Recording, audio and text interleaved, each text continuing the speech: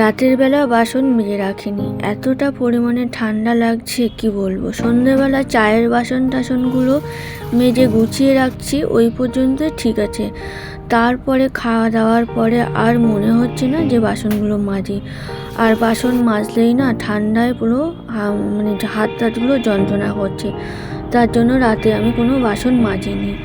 ওই যে রাত্রেবেলা বাসন মাজিনি, তারপরে সকালবেলা চায়ের বাসন, সকালের বাসন, এইসব মিলে বাসন পুরো অনেকটাই হয়ে গেছে।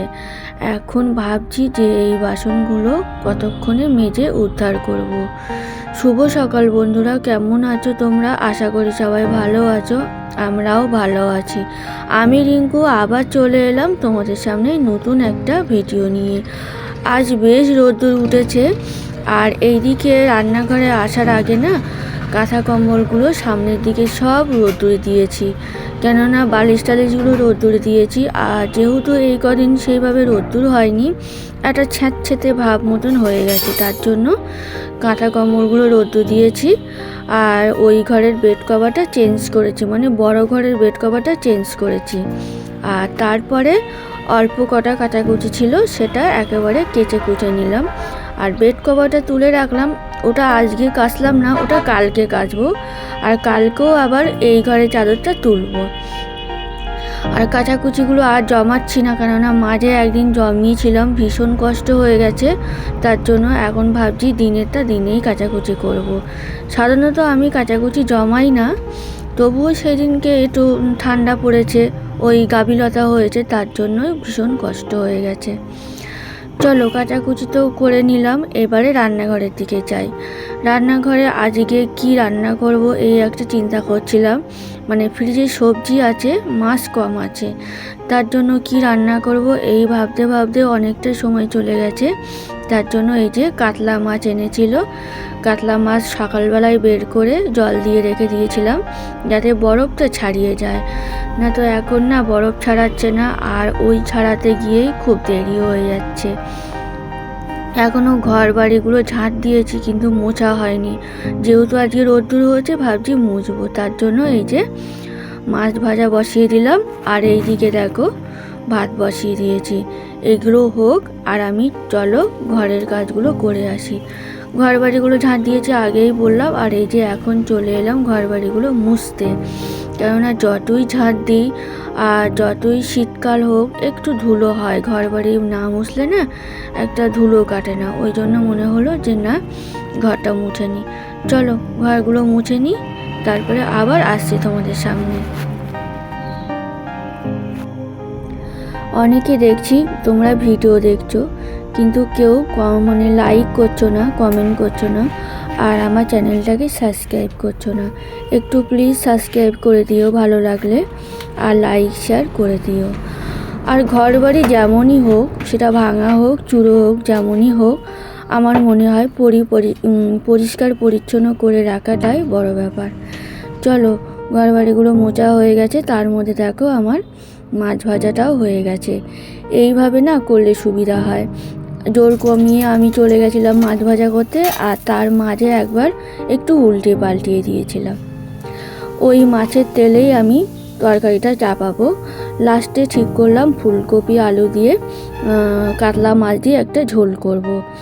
তেলে আমি জিরে ফোড়ন দিলাম, আর এই যে একটু পেঁয়াজ দিয়ে দিলাম।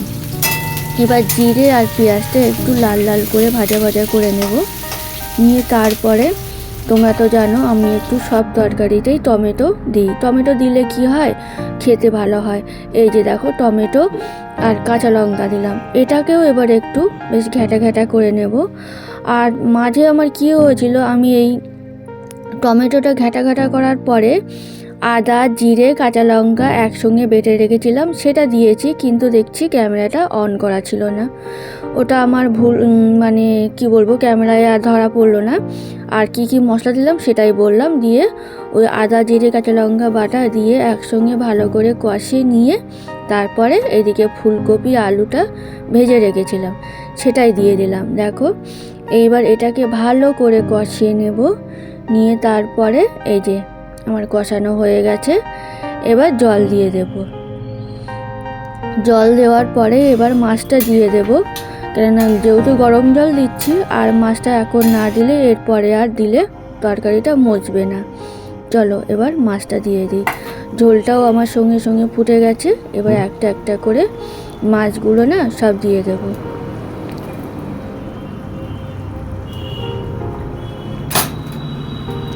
সব মশলা তো দেওয়াই আছে, আদা জিরে কাঁচা লঙ্কা দিয়েই করছি, আজকে কোনো শুকনো লঙ্কা দিয়েই করছি না।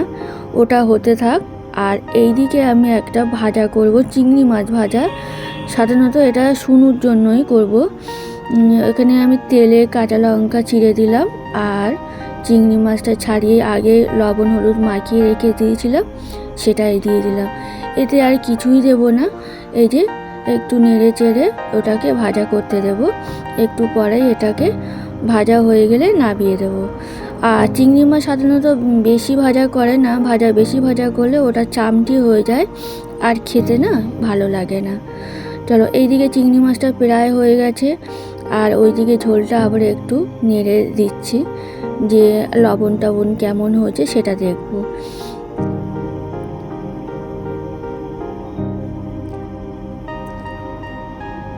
ঝাল লবণ সবই ঠিকঠাক আছে, একটু চেখে দেখলাম।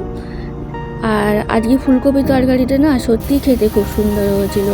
মাঝে মধ্যে ফুলকপি তরকারিটি যেন বেশি সুন্দর হয়ে যায়। চলো এইদিকে দেখো চিংড়ি মাছ ভাজাটা হয়ে গেছে, নামিয়ে নিই।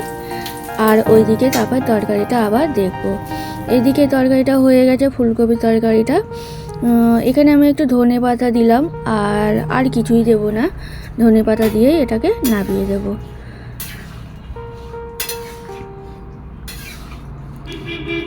আর এটা হয়ে গেছে, এবার নামিয়ে আবার তোমাদের সামনে আসছি।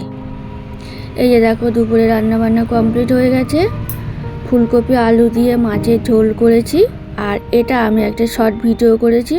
অটোমেটিক এই ভিডিওটা তোমরা পেয়ে গেছো, শর্ট ভিডিওটা। আর ওটা হলো চিংড়ি মাছ ভাজা।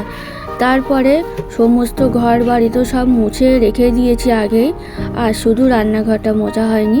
বাসন টাসন আবার যা ছিল সেগুলো সব মেজে নিলাম, নিয়ে রান্নাঘরটা এবার ভালো করে পরিষ্কার করে নিলাম। রান্নাঘরটা অন্তত দিনে দুবার করে মোছা পড়ে, কেননা যেহেতু রান্নাঘর সবসময় রান্না হয় তো ওই জন্য। এখন রাত ওই 9টা মতন বাজে। মানে এত পরিমাণে ঠান্ডা পড়ছে বন্ধুরা, তার জন্য আমি যে মুদিখানার মাসকাবারির মালগুলো তুলবো সেটাই তুলতে পারছিলাম না। মানে ঠান্ডার ভয়তে আমি বাইরে বেরোতেই পারছিলাম না। আজকে ঠিক করলাম যে না, মাসের মাল আজকেই তুলবো, কেননা শুনছি কাল থেকে আরও বেশি ঠান্ডা পড়বে, মানে 6 থেকে 7 নেমে যাবে। এবার ভাবলাম যে না, আজকেই আমি সমস্ত মালই তুলবো। আর এমনিও রান্না বান্না করতে না আমার খুব অসুবিধা হচ্ছিল, যেমন কাশ্মীরি লঙ্কা ফুরিয়ে গেছে, আর তেলগুলো ফুরিয়ে গেছে, ওই জন্য।